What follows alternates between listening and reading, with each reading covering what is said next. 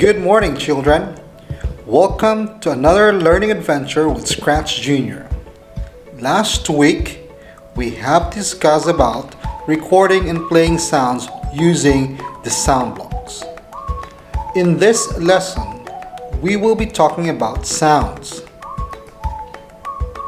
As you can see on the screen, you are looking at the different blocks available in ScratchJr. Now, which blocks can you identify? Can you describe what they do? Can you guess what any of the other blocks do?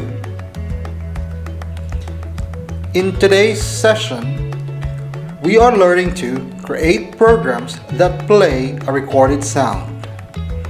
What I'm looking for, I can record my own sounds. I can create instructions to play a recorded sound. I can edit and use speech bubbles in my instructions. What are these blocks for? The blocks on the left side displays speech bubble, while the block on the right side will play recorded sound. In today's hands-on challenge, you will be creating an animation that involves animal sounds. Now, what sounds or speech would you add for these animals?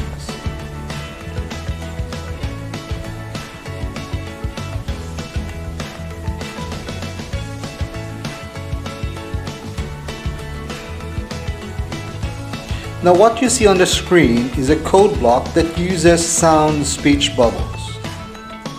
What does each block in the program do?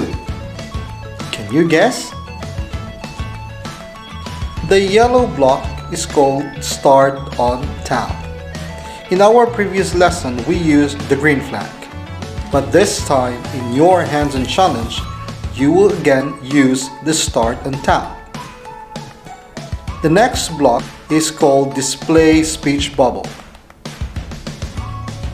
The green block will play a recorded sound. The blue blocks will make your character jump. And the red block is for and or stopping the animation in your ScratchJr project. Now, in your hands-on challenge, you will create code blocks to play your own recorded animal sounds.